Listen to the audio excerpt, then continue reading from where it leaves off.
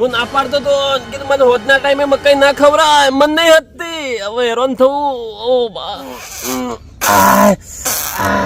હવે પેટ થોડું ગોળ થયું ઓ બા નકરી મકાઈ નીકળી પીડું રચરક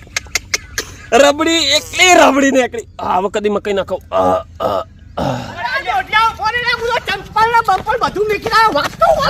મને કેવો માર્યો છો કે મારા પગ ગુજવા જાશે દોડ તું મને ના કે બોલે મુએ આયા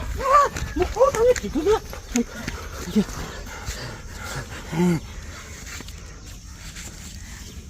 આયા